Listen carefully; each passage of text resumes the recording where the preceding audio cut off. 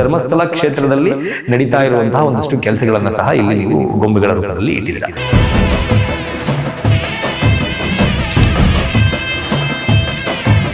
ನನಗೂ ಸೀರಿಯಸ್ಲಿ ಗೊತ್ತಿರಲಿಲ್ಲ ಇಷ್ಟೆಲ್ಲ ಕೆಲಸಗಳು ನಡೆದಿದ್ದಾವೆ ಧರ್ಮಸ್ಥಳದ ಕಡೆಯಿಂದಾಗಿ ಅಂತ. ಅದು ರಿಸರ್ಚ್ ಮಾಡ್ತಾ ನನಗೆ ಗೊತ್ತಾಗಿರೋದು ಇಷ್ಟೆಲ್ಲ.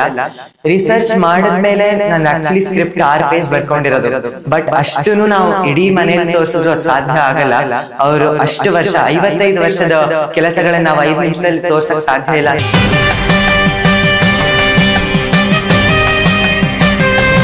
ಈಗಿನ ಕಾಲದಲ್ಲಿ ರಿಸೋರ್ಸ್ ಎಲ್ಲ ತುಂಬಾ ಇದಾವೆ ನಮಗೆ.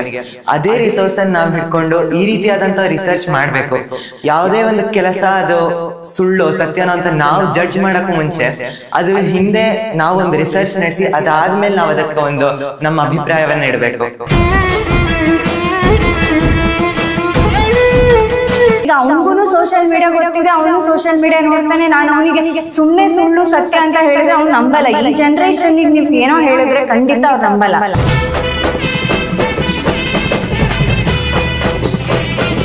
ಹಾಯ್, ಎಲ್ರಿಗೂ ನಮಸ್ಕಾರ. ನೀವು ನೋಡ್ತಾ ಇದ್ದೀರಾ ನ್ಯೂಸ್ ಹಂಟ್ ಕರ್ನಾಟಕ. ನಾನು ನಿಮ್ಮ ಮಂಜುಗೌಡ. ನವರಾತ್ರಿ ಮುಗೀತು.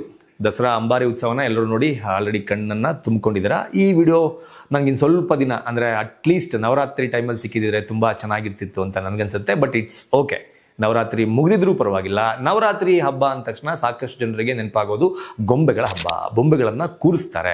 ವಿಧವಾದ ಬೊಂಬೆಗಳನ್ನು ಮನೆಯಲ್ಲಿ ಕೂರಿಸುವ ಮೂಲಕ ನವರಾತ್ರಿಗಳನ್ನು ಆಚರಣೆ ಮಾಡೋರು ಕೂಡ ಇದ್ದಾರೆ. ಅದೇ ನಿಟ್ಟಿನಲ್ಲಿ ಬೆಂಗಳೂರಿನ ಬನ್ನೇರುಘಟ್ಟದಲ್ಲೂ ಕೂಡ ಈ ರೀತಿಯ ಆಚರಣೆಗಳನ್ನು ಪ್ರತಿ ವರ್ಷ ಮಾಡಿಕೊಂಡು ಇವತ್ತಿಗೂ ಕೂಡ ಬರ್ತಾ ಇರುವಂತಹ ಒಂದು ಕುಟುಂಬ ಇದೆ. ಆ ಕುಟುಂಬವನ್ನು ನಾನು ಇವತ್ತು ಮಾತಾಡ್ಸೋಣ ಅಂತ ಬಂದಿದ್ದೀನಿ. ಏನು ವಿಶೇಷ? ಸಾಕಷ್ಟು ಜನ ಗೊಂಬೆ ಕೂರಿಸ್ತಾರೆ. ಕರ್ನಾಟಕದಲ್ಲಿ ಸಾಕಷ್ಟು ಜನ ಸಾಕಷ್ಟು ಕಡೆಗಳಲ್ಲಿ ಸಾಕಷ್ಟು ಊರುಗಳಲ್ಲಿ ತಮ್ಮ ಮನೆಗಳಲ್ಲಿ ಈ ಹಬ್ಬವನ್ನು ಗೊಂಬೆಯನ್ನು ಕೂರಿಸ್ಬಿಟ್ಟು ಮಾಡ್ತಾರೆ. ಇಲ್ಲೇನಪ್ಪ ವಿಶೇಷ? ಏನು ಈ ಗೊಂಬೆನ ನೀನು ಯಾಕೆ ತೋರಿಸ್ಬೇಕು ಅಂತ ನೀವು ಕೇಳ್ಬೋದು. ನಾನು ಹಂಗೆಲ್ಲ ಸುಮ್ಮನೆ ಬರಲ್ಲ. ನಿಜವಾಗ್ಲೂ ಗೊಂಬೆಗಳನ್ನು ಕೂರಿಸುವುದರ ಜೊತೆಗೆ 9ನೇ ತರಗತಿಯ ಒಬ್ಬ ಹುಡುಗ, ಪ್ರಸ್ತುತ ಕರ್ನಾಟಕದಲ್ಲಿ ನಡೀತಾ ಇರುವಂತಹ ಟ್ರೆಂಡಿಂಗ್ ಟಾಪಿಕ್ ಯಾವುದು? ಎಸ್, ಧರ್ಮಸ್ಥಳ ಕೇಸ್ನ ಸಲುವಾಗಿ.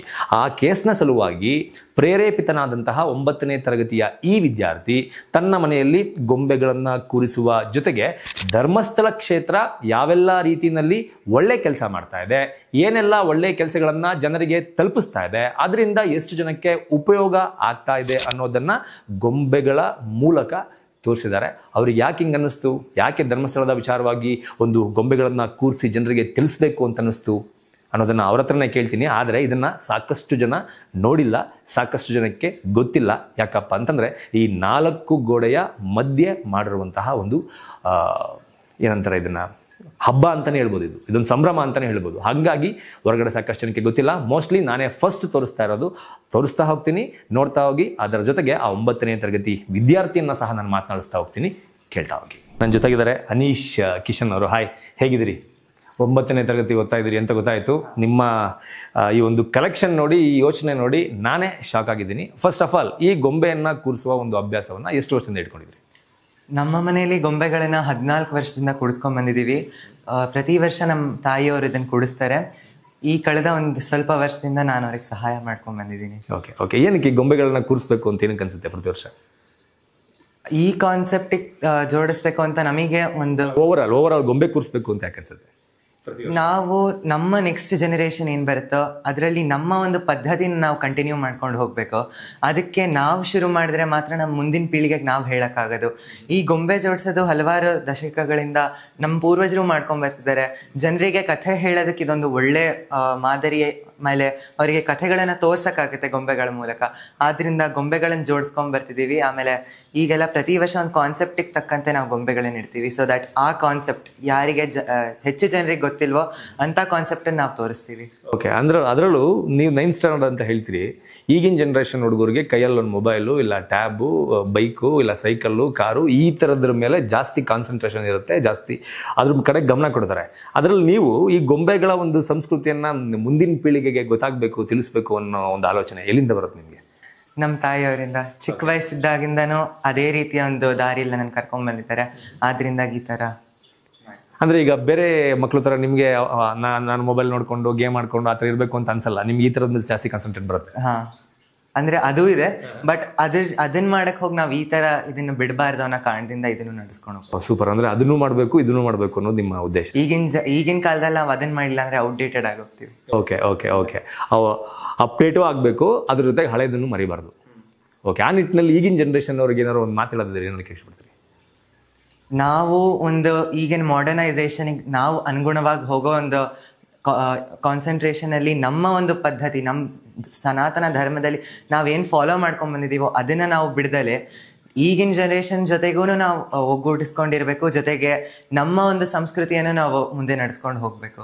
ಓಕೆ ಓಕೆ ಹಂಗಿದ್ರೆ ಮಾತ್ರ ನಮ್ಮ ಸಂಸ್ಕೃತಿಯನ್ನ ಉಳಿಸೋದಕ್ಕೆ ಬೆಳೆಸೋದಕ್ಕೆ ಸಾಧ್ಯ ಆಗುತ್ತೆ ಅನ್ನೋದು ನಿಮ್ಮ ಅಭಿಪ್ರಾಯ? ಇಲ್ಲಾಂದ್ರೆ ಪ್ರತಿಯೊಂದು ಜನರೇಷನ್ ಹೋಗ್ತಾನೋ ಎಷ್ಟೊಂದು ಪದ್ಧತಿಗಳು, ಎಷ್ಟೊಂದು ಒಂದು ಈ ರೀತಿಯ ಮಾದರಿಗಳು ನಮಗೆ ತಪ್ತಾ ಹೋಗುತ್ತೆ. ಓಕೆ ಓಕೆ ಅದರಲ್ಲೂ ಎಸ್ಪೆಷಲಿ ಈ ವರ್ಷ ಈ ಒಂದು ಇದನ್ನ ಮಾಡಿದಾರೆ, ಧರ್ಮಸ್ಥಳ ಕ್ಷೇತ್ರವನ್ನ ಕಂಪ್ಲೀಟ್ ಆಗಿ ತೋರಿಸಿದ್ರೆ. ಅದರಲ್ಲೂ ಧರ್ಮಸ್ಥಳ ಕ್ಷೇತ್ರದಲ್ಲಿ ನಡೀತಾ ಇರುವಂತಹ ಒಂದಷ್ಟು ಕೆಲಸಗಳನ್ನ ಸಹ ಇಲ್ಲಿ ನೀವು ಗೊಂಬೆಗಳ ರೂಪದಲ್ಲಿ ಇಟ್ಟಿದ್ದೀರಾ. ಧರ್ಮಸ್ಥಳ ಕಾನ್ಸೆಪ್ಟ್ ಯಾಕೆ? ನಾವು ನೋಡ್ಬೋದು, ನಮ್ಮೆಲ್ರಿಗೂ ಗೊತ್ತಿದೆ, ಇಂದಿನ ಸಮಾಜದಲ್ಲಿ ಪೂಜ್ಯ ವೀರೇಂದ್ರ ಹೆಗಡೆ ಅವರು ತಮ್ಮ 55 ವರ್ಷಗಳ ಸೇವೆ ಮಾಡಿದ್ದಾರೆ. ಯಾವ ಜನರಿಗೆ ಸೇವೆ ಮಾಡಿದಾರೋ ಅಂಥವ್ರೆ ಯಾರೋ ಹೊರಗಡೆಯಿಂದ ಬಂದವ್ರ ಮಾತು ಕೇಳ್ಕೊಂಡು ಅವ್ರ ವಿರುದ್ಧವಾಗಿದ್ದಾರೆ. ಆ ರೀತಿಯಲ್ಲಿದ್ದಾಗ ಎಲ್ಲ ಜನರು ಇಲ್ದಲೇ ಇರೋ ತಪ್ಪು ಮಾಡಿದ್ದಾರೆ ಅಂತ ಪ್ರೂವ್ ಮಾಡಕ್ ಹೋಗ್ತಿದ್ದಾರೆ. ಆದರೆ ಯಾರು ಅವ್ರು ಮಾಡಿರೋಂಥ ಕೆಲಸಗಳನ್ನ ತೋರಿಸ್ಲಿಕ್ಕೆ ಪ್ರಯತ್ನ ಪಡಲಿಲ್ಲ. ಆದ್ರಿಂದಾಗಿ ತಮ್ಮ 55 ವರ್ಷಗಳ ಸೇವೆಯಲ್ಲಿ ಅವ್ರು ಮಾಡಿದಂಥ ಕೆಲಸಗಳಲ್ಲಿ ಕೆಲವು ಕೆಲಸಗಳನ್ನು ತೋರಿಸೋಣ ಅಂತೇಳಿ ಪ್ರಯತ್ನ ಮಾಡಿರೋದು. ಅದರಲ್ಲೂ ಈ ಧರ್ಮಸ್ಥಳ ಕ್ಷೇತ್ರದ ಬಗ್ಗೆ ಅಂದರೆ ಮಾಡ್ತಾ ಇರುವಂಥ ಒಳ್ಳೆ ಕೆಲಸಗಳನ್ನು ತೋರಿಸ್ಬೇಕು ಅಂತ ಎಸ್ಪೆಷಲಿ ನಿಮಗನ್ಸಿದ್ದು ಯಾಕೆ? ನಾವು ನೋಡ್ಬೋದು, ಈಗ ಜನರಲ್ಲಿ ಅದೇ ಒಂದು ಮೆಂಟಾಲಿಟಿ ಬಂದ್ಬಿಟ್ಟಿದೆ, ಅವರು ಈ ರೀತಿ ತಪ್ಪು ಮಾಡಿದ್ದಾರೆ, ಅವರು ಏನೂ ಒಳ್ಳೇದು ಮಾಡಿಲ್ಲ, ಅವ್ರು ಬರೀ ಈ ರೀತಿಯ ಒಂದು ಕೆಟ್ಟ ದಾರಿ ಹಿಡಿದಿದ್ದಾರೆ ಅಂತ.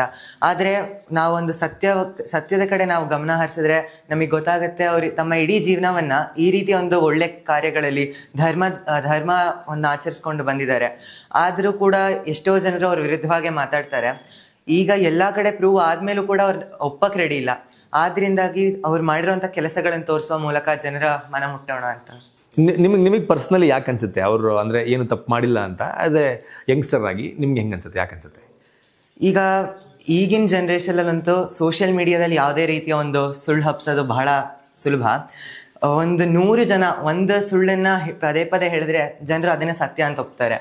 ಆದರೆ ಈಗಿನ ಕಾಲದಲ್ಲಿ ಈ ರೀತಿಯ ಒಳ್ಳೆ ಕೆಲಸನ ನಾನು ಎಲ್ಲೂ ನೋಡಿಲ್ಲ. ಈ ರೀತಿ ಮಾಡಿದ್ದಾರೆ ಅಂತ ಹೇಳೋದು ಬಹಳ ಕಮ್ಮಿ. ಈ ರೀತಿಯ ಒಂದು ಜನರಿಗೆ ಒಂದು ರೀತಿಯ ಒಂದು ಏನೋದು ಇಂಟ್ರೆಸ್ಟಿಂಗ್ ಟಾಪಿಕ್ ಬೇಕು, ಕಾಂಟ್ರವರ್ಷಿಯಲ್ ಟಾಪಿಕ್ ಬೇಕು. ಅದು ಅವರು ಸತ್ಯನೋ ಸುಳ್ಳ ನೋಡಕ್ ಹೋಗಲ್ಲ, ಅದ್ರ ಬಗ್ಗೆ ಮಾತಾಡ್ತಾರೆ. ಆದ್ರಿಂದಾಗಿ ಇರೋದನ್ನಾದ್ರೂ ನಾವು ಒಂದು ಒಳ್ಳೆಯ ರೀತಿಯಲ್ಲಿ ಅದನ್ನ ತೋರ್ಸೋಣ ಅನ್ನೋ ಒಂದು ಕಾರಣದಿಂದ ಮಾಡಿರೋದು. ಅದರಲ್ಲೂ ಈಗಿನ ಜನ್ರೇಷನ್ ಅಂದರೆ ನಿಮ್ಮ ಏಜ್ನ ಗ್ರೂಪ್ನವ್ರಿಗೆ ಯಾವ್ದು ಸತ್ಯ ಯಾವ್ದು ಸುಳ್ಳು ಅಂತ ತಿಳ್ಕೊಳ್ಳೋ ಒಂದು ಪೇಷನ್ಸ್ ತುಂಬ ಕಮ್ಮಿ ಇರುತ್ತೆ ಈಗಿನ ಯಂಗ್ ಜನ್ರೇಷನಲ್ಲಿ. ಅಂಥ ಜನ್ರೇಷನ್ಗೆ ನೀವು ಏನು ಹೇಳೋಕ್ಕೆ ಇಷ್ಟಪಡ್ತೀರಾ ಧರ್ಮಸ್ಥಳದ ವಿಚಾರದಲ್ಲಿ? ಅಂದರೆ ಯಾವ್ದು ಸುಳ್ಳು ಯಾವ್ದು ಸತ್ಯ ತಿಳ್ಕೊಳ್ಳೋದು ಹೆಂಗೆ, ದಾರಿ ತಪ್ಪದೆ ಪರ್ಫೆಕ್ಟ್ ಆಗಿರೋ ದಾರಿಲಿ ಹೋಗೋದು ಹೆಂಗೆ ಅಂತ ನಿಮ್ಗೆ ಅನ್ಸುತ್ತೆ? ಈಗ ನಾವು ನೋಡ್ಬೋದು, ಎಲ್ಲರ ಕೈಯಲ್ಲೂ ಒಂದು ಮೊಬೈಲ್ ಇರುತ್ತೆ. ಎಲ್ಲ ಮೊಬೈಲಲ್ಲೂ ಯಾವ್ದಾರ ಒಂದು ಸೋಷಿಯಲ್ ಮೀಡಿಯಾದಲ್ಲಿ ಇದ್ದೇ ಇರ್ತಾರೆ. ಯಾರು ಒಬ್ರು ಬಂದ್ಬಿಟ್ಟು ಒಂದು ಸೋಷಿಯಲ್ ಮೀಡಿಯಾದಲ್ಲಿ ಯಾವುದೇ ಒಂದು ಕಾಂಟ್ರವರ್ಷಿಯಲ್ ಟಾಪಿಕ್ ತೊಗೊಂಡ್ರು ಅಂದ್ರೂ ಜನ ಅವ್ರನ್ನ ಫಾಲೋ ಮಾಡೋಕ್ಕೆ ಶುರು ಮಾಡ್ತಾರೆ. ಅದು ಸತ್ಯನೋ ಸುಳ್ಳೋ ತಮ್ಮ ಕಡೆಯಿಂದ ಸಾಧ್ಯ ಆಗುವಂಥ ರಿಸರ್ಚ್ ಯಾರು ಮಾಡೋಕ್ಕೆ ಹೋಗೋದಿಲ್ಲ. ಈಗಿನ ಕಾಲದಲ್ಲಿ ನಾವು ಅದೇ ಸೋಷಿಯಲ್ ಮೀಡಿಯಾ ಇಟ್ಕೊಂಡು, ಈಗಿನ ಕಾಲದಲ್ಲಿ ರಿಸೋರ್ಸ್ ಎಲ್ಲ ತುಂಬ ಇದ್ದಾವೆ ನಮಗೆ. ಅದೇ ರಿಸೋರ್ಸನ್ನು ನಾವು ಹಿಡ್ಕೊಂಡು ಈ ರೀತಿಯಾದಂಥ ರಿಸರ್ಚ್ ಮಾಡಬೇಕು. ಯಾವುದೇ ಒಂದು ಕೆಲಸ ಅದು ಸುಳ್ಳು ಸತ್ಯನೋ ಅಂತ ನಾವು ಜಡ್ಜ್ ಮಾಡೋಕ್ಕೂ ಮುಂಚೆ ಅದ್ರ ಹಿಂದೆ ನಾವು ಒಂದು ರಿಸರ್ಚ್ ನಡೆಸಿ ಅದಾದ್ಮೇಲೆ ನಾವು ಅದಕ್ಕೆ ಒಂದು ನಮ್ಮ ಅಭಿಪ್ರಾಯವನ್ನು ಇಡಬೇಕು. ಆಮೇಲೆ SKDRDP ಆಮೇಲೆ ಧರ್ಮಸ್ಥಳ ಮಾಡಿರೋಂಥ ಕೆಲಸಗಳು ಎಲ್ಲ ಕಡೆನೂ ನಮಗೆ ಸಿಗುತ್ತೆ.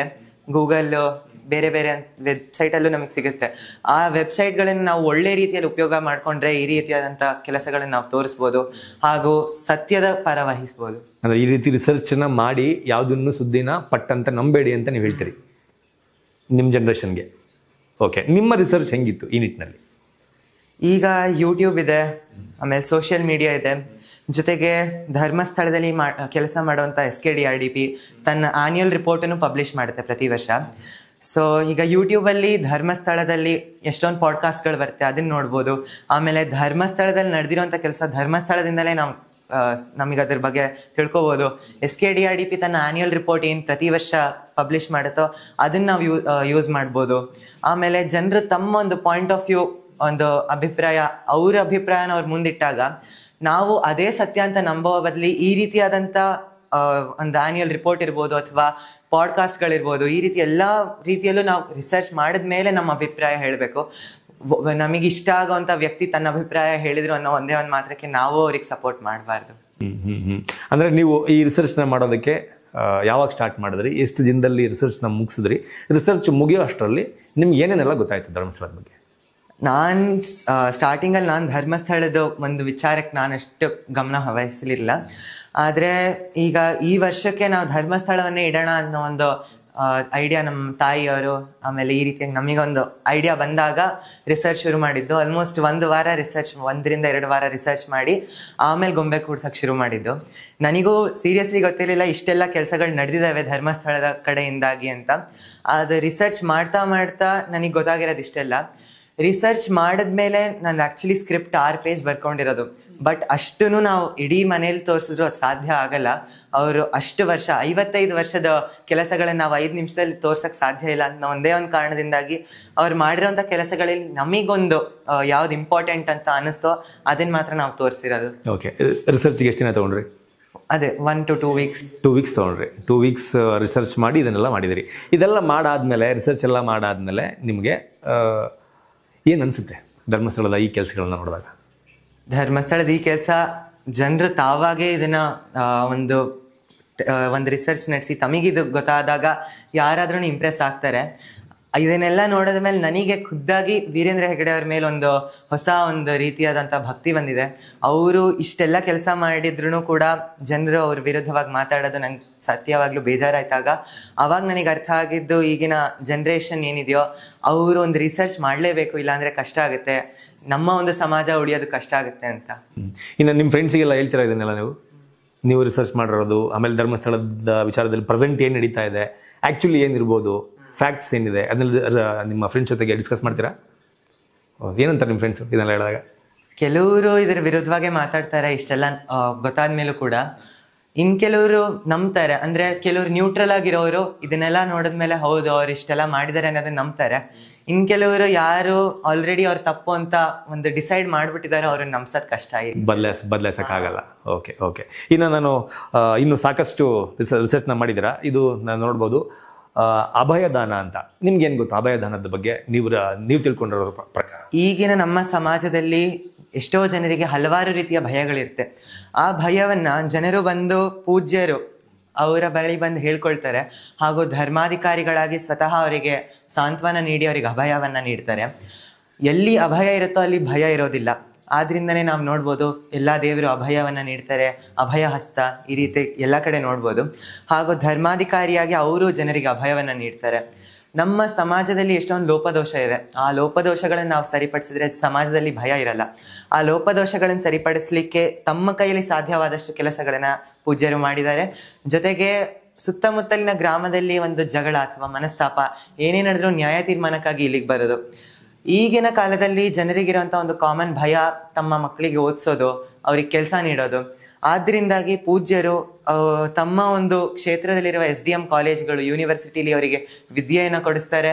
ಹಾಗೂ ಅವರ ಒಂದು ಅಸೋಸಿಯೇಷನ್ ಇದೆ ರುಡ್ ಸೆಟ್ ಅಂತ, ಅದರ ಅಡಿಯಲ್ಲಿ ಅವ್ರಿಗೆ ಟ್ರೈನಿಂಗ್ ನೀಡಿ ಅವರಿಗೆ ಬಿಸ್ನೆಸ್ ಸ್ಟಾರ್ಟ್ ಮಾಡೋಕ್ಕೆ ಒಂದು ಸಹಾಯ ನೀಡ್ತಾರೆ. ಸೂಪರ್. ಇನ್ನು ವಿದ್ಯಾದಾನದ ಬಗ್ಗೆನೂ ಹೇಳಿದ್ರಿ.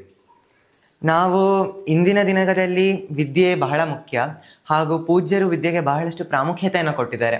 ಅಲ್ಲಿ KG ಇಂದ ಹಿಡಿದು PG ವರೆಗೂ ಎಲ್ಲ ರೀತಿಯ ಫೆಸಿಲಿಟಿಗಳಿವೆ. ಜೊತೆಗೆ ಟಾಪ್ ಕ್ವಾಲಿಟಿ ಯೂನಿವರ್ಸಿಟಿ ಇದೆ. ವೃತ್ತಿಪರ ಎಜುಕೇಷನ್ ಕೊಡೋದಕ್ಕಾಗಿ ಅವರು ಮೆಡಿಕಲ್ ಕಾಲೇಜ್, ಇಂಜಿನಿಯರಿಂಗ್ ಕಾಲೇಜ್ ಈ ರೀತಿಯಾದ ಫೆಸಿಲಿಟಿಗಳನ್ನು ಮಾಡಿದ್ದಾರೆ. ನಮ್ಮ ದೇಶದ ಒಂದು ನ್ಯಾಚುರೋಪತಿ, ಆಯುರ್ವೇದ ಈ ರೀತಿಯಾದಂಥ ಇನ್ಸ್ಟಿಟ್ಯೂಷನ್ಗಳನ್ನು ವರ್ಲ್ಡ್ಸ್ ಟಾಪ್ ಕ್ಲಾಸ್ ಇನ್ಸ್ಟಿಟ್ಯೂಷನ್ಗಳಲ್ಲಿ ತರಲಿಕ್ಕೆ ಹಾಗೂ ಇಂದಿನ ದಿನದಲ್ಲಿ ಸೆಂಟರ್ ಫಾರ್ ಎಕ್ಸಲೆನ್ಸ್ ಮಾಡೋದಕ್ಕೂ ಅವರೇ ಕಾರಣ. ಅದರಲ್ಲೂ ಸಾಕಷ್ಟು ಜನ ದುಡ್ಡು ತಗೊಂಡು ಎಜುಕೇಶನ್ ಕೊಡ್ತಾರೆ, ಸಿಕ್ಕಾಪಟ್ಟೆ ಕಾಸ್ಟ್ಲಿ ಅಂತ ಆರೋಪ ಮಾಡೋರು ಇದ್ದಾರೆ. ನಿಮಗೆ ರಿಸರ್ಚ್ ಮಾಡ್ಬೇಕಾದ್ರೆ ನಿಮ್ಗೆ ಏನು ಅನ್ನಿಸ್ತು? ಈಗ ಅವರು ತಮ್ಮ 55 ವರ್ಷದಲ್ಲಿ ಏನೇ ಕೆಲಸ ಮಾಡಿದ್ರು, ಏನೇ ಒಂದು ಸಂಸ್ಥೆಯನ್ನು ನಿರ್ಮಾಣ ಮಾಡಿದ್ರು, ಎಲ್ಲವೂ ಟ್ರಸ್ಟ್ಗಳನ್ನೇ ಅವ್ರು ಮಾಡಿರೋದು.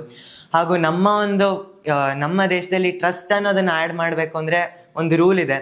ಅದೇನು ಹೇಳುತ್ತೆ ಅಂದರೆ ಎಲ್ಲ ಕೆಲಸ ಮುಗಿದ್ಮೇಲೆ ನಮಗೆ ಏನು ಪ್ರಾಫಿಟ್ ಬರುತ್ತೋ ಅದನ್ನು ನಾವು ಆ ಪ್ರಾಫಿಟ್ಟಲ್ಲಿ ಬರೋಂಥ ಹಣವನ್ನು ನಾವೆಲ್ಲ ಕಡೆ ವ್ಯಯ ಆದಮೇಲೂ ಕೂಡ ನಮ್ಮ ಕೈಯಲ್ಲಿ ಹಣ ಉಳಿತು ಅಂದರೆ ನಾವು ಆ ಹಣವನ್ನು ಸೋಷಿಯಲ್ ಆ್ಯಕ್ಟಿವಿಟೀಸಿಗೆ ಯೂಸ್ ಮಾಡಬೇಕು. ಸೊ ಜನರಿಗೆ ಒಂದು ಸ್ಯಾಲರಿ ನೀಡಿ ಇನ್ಫ್ರಾಸ್ಟ್ರಕ್ಚರು ಈ ರೀತಿಯಾದ ಎಲ್ಲ ಒಂದು ರಾ ಮೆಟೀರಿಯಲ್ಸ್ ಎಲ್ಲ ತಗೊಂಡಾದ್ಮೇಲೂ ಕೂಡ ಏನೇ ಕೈಯಲ್ಲಿ ಉಳಿದ್ರು ಕೂಡ ಅವರು ಮತ್ತೆ ಸಮಾಜದ ಕಾರ್ಯಕ್ಕಾಗಿ ಅದನ್ನು ಯೂಸ್ ಮಾಡ್ತಾರೆ. ಅದರಿಂದಾಗಿ ಟ್ರಸ್ಟ್ ಅನ್ನೋದನ್ನು ಆ್ಯಡ್ ಮಾಡಿರೋದು. ಸೊ ನಾವು ನೋಡೋದಾದರೆ ಈ ರೀತಿ ಆದಾಗ ಅವ್ರ ಕೈಯಲ್ಲಿ ಹಣ ಉಳಿಯೋದಿಲ್ಲ. ಯಾಕಂದರೆ ಎಲ್ಲ ಮತ್ತೆ ಸಮಾಜದಿಂದ ಪಡೆದ ಹಣ ಮತ್ತೆ ಸಮಾಜಕ್ಕಾಗಿಯೇ ಹೋಗುತ್ತೆ. ಆದ್ರಿಂದಾಗಿಯೇ ನಾವು ನೋಡ್ಬೋದು ಪೂಜ್ಯರು ಇಷ್ಟೆಲ್ಲ ಆದ್ಮೇಲೂ ಕೂಡ ಅಷ್ಟು ಸಿಂಪಲ್ ಆಗಿರ್ತಾರೆ. ಇದರಿಂದಾಗಿಯೇ ನಾವು ನೋಡ್ಬೋದು. ಯಾಕಂದ್ರೆ ಅವರು ಹಣ ಬೇಕಿತ್ತು ಅವರಿಗೆ ಅಂದಿದ್ರೆ ಅವ್ರು ಇಷ್ಟೆಲ್ಲ ಕಷ್ಟಪಡ್ತಿರ್ಲಿಲ್ಲ. ಹಾಗೂ ಇಷ್ಟು ಟ್ರಸ್ಟ್ಗಳನ್ನ ನಿರ್ಮಾಣ ಮಾಡೋದು, ಸಮಾಜಕ್ಕೆ ಒಳಿತು ಮಾಡೋದು ಇಷ್ಟೆಲ್ಲ ಅವ್ರಿಗೆ ಬೇಕಾಗ್ತಿರ್ಲಿಲ್ಲ. ಓಕೆ ಓಕೆ ಅಂದರೆ ಎಂಪ್ಲಾಯ್ಮೆಂಟ್ನ ಕ್ರಿಯೇಟ್ ಮಾಡ್ತಿದ್ದಾರೆ ಅಂತ ಅನ್ಸುತ್ತೆ ನಿಮಗೆ. Okay fine. ಇನ್ನು ಅನ್ನದಾನದ ವಿಚಾರಕ್ಕೆ ಬಂದರೆ ನಮಗೆಲ್ಲ ಗೊತ್ತಿದೆ, ಮುಂಚೆ ಎಲ್ಲ ಬಹಳಷ್ಟು ಹಸಿವಿರ್ತಿತ್ತು, ಬಡತನ ಇರ್ತಿತ್ತು. ಆದ್ರಿಂದಾಗ ಅನ್ನದಾನವನ್ನು ಮಾಡ್ತಿದ್ರು. ಆದರೆ ಇಂದಿನ ದಿನದಲ್ಲಿ ಅನ್ನದಾನ ಕ್ಷೇತ್ರದಲ್ಲಿ ಅಷ್ಟೇ ಅಲ್ಲದೆ ಬೇರೆ ಎಲ್ಲೇ ಒಂದು ಕಡೆ ಒಂದು ಅನ್ನದಾನ ನಡೀತಿದ್ರು ಅಥವಾ ಆಹಾರದ ಅವಶ್ಯಕತೆ ಇತ್ತು, ಅಲ್ಲಿ ಅಂಥ ಸ್ಥಳಗಳಿಗೂ ಕೂಡ ಕ್ಷೇತ್ರದಿಂದಲೇ ದವಸ ಧಾನ್ಯಗಳನ್ನು ತಲುಪಿಸ್ಕೊಡ್ತಾರೆ. ಓಕೆ ಓಕೆ ಅಂದರೆ ಬೇರೆ ಬೇರೆ ಫಂಕ್ಷನ್ಗಳಿಗೆ ಧರ್ಮಸ್ಥಳದಿಂದ ಹೋಗುತ್ತೆ. ಓಕೆ. ಇನ್ನು route set and SKDRDP. So ನಾನು ಆಗಲೇ ಹೇಳಿದೆ, ನಮ್ಮ ಒಂದು ಸಮಾಜದಲ್ಲಿ ಲೋಪದೋಷಗಳಿದೆ. ಆ ಲೋಪದೋಷಗಳನ್ನು ಸರಿಪಡಿಸ್ಲಿಕ್ಕೆ ಅನ್ನೋ ಒಂದು ಕಾರಣದಿಂದಲೇ ಈ 2 ಸಂಸ್ಥೆಗಳನ್ನು ನಿರ್ಮಾಣ ಮಾಡಿದ್ರು. ರೂಟ್ ಸೆಟ್ ಅಂದರೆ rural development and self training institute ಅಂತ. ಇದರಲ್ಲಿ ನಮ್ಮ ದೇಶದ ಯುವಕರಿಗೆ ಬೇಕಾದಂಥ ಎಕ್ವಿಪ್ಮೆಂಟ್ಸ್, ಬೇಕಾದಂಥ ಟ್ರೈನಿಂಗ್ ಹಾಗೂ ಫೈನಾನ್ಷಿಯಲ್ ಸಪೋರ್ಟ್ ನೀಡಿ ಸ್ಟಾರ್ಟಪ್ ಬಿಸ್ನೆಸ್ ಪ್ರಾರಂಭ ಮಾಡ್ಲಿಕ್ಕೆ ಸಹಾಯ ಮಾಡ್ತಾರೆ.